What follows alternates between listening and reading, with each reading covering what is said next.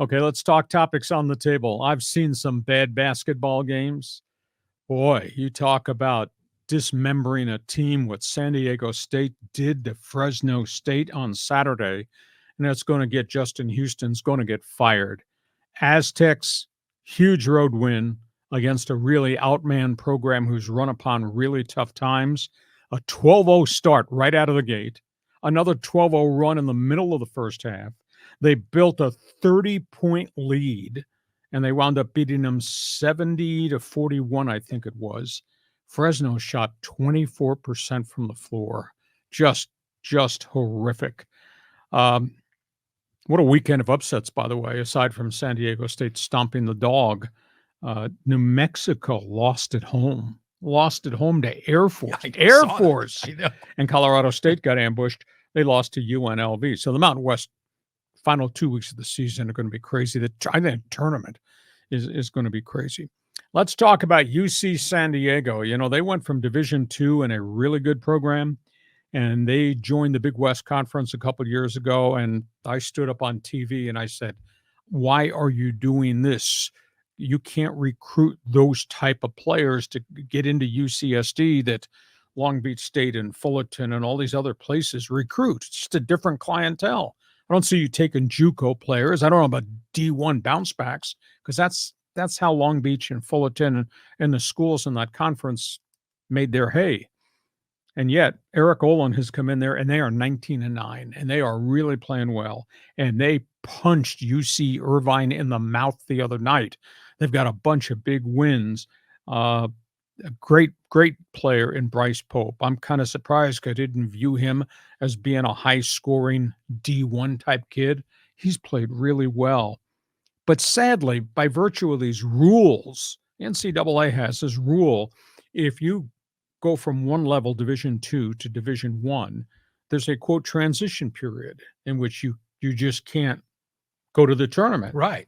4 years. Yeah. 4 years they're penalizing UCSD because they've gone from Division II into Division I, but they're doing really well in Division I.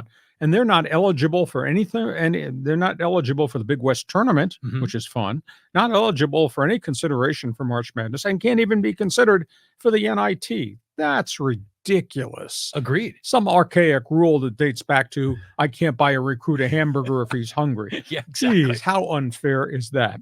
And one final note here in college basketball. This is pretty horrid. They've had such a roller coaster of a season at UCLA, and Mick Cronin is just so out of character in how he's reacting. They got beat by a really bad USC team this weekend, and that's a stunner. It happened at Pauley Pavilion, which was half empty. Mick Cronin, who's just been barking all season long. You remember maybe a month and a half ago, he degraded his players publicly. Says, don't go crying to your mama. Don't go to the transfer portal. Nobody's going to help you. You got to get yourself out of this mess. Well, they're 14-13, and, they probably won't even make the NIT. So Cronin, who's been feuding with the media in Los Angeles on top of everything else that's gone wrong, he said after the game, the loss to Southern Cal, which is really a substandard team this year, he said, I'm not going to talk to you guys.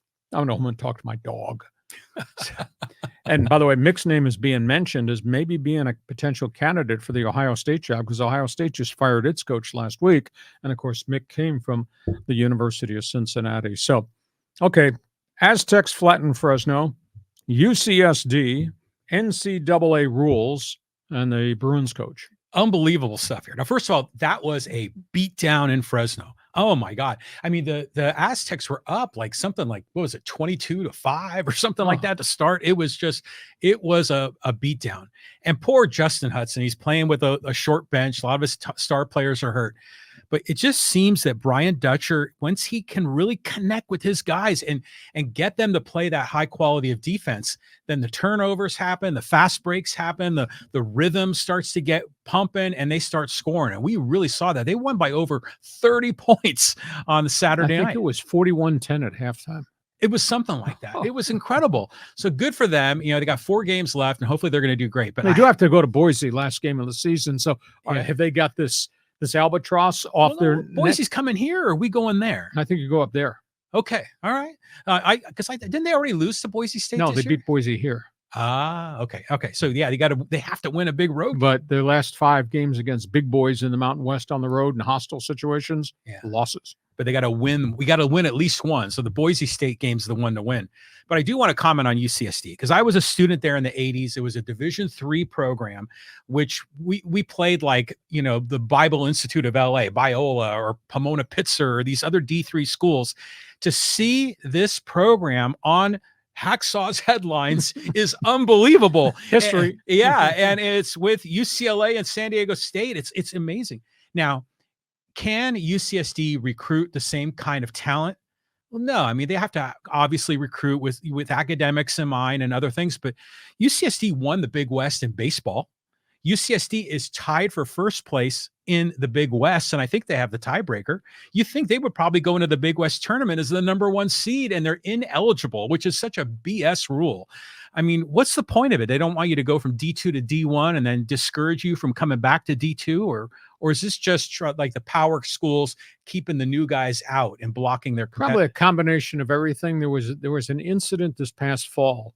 James Madison University in Virginia, which was a really good 1AA program, went Division I just a couple of years ago.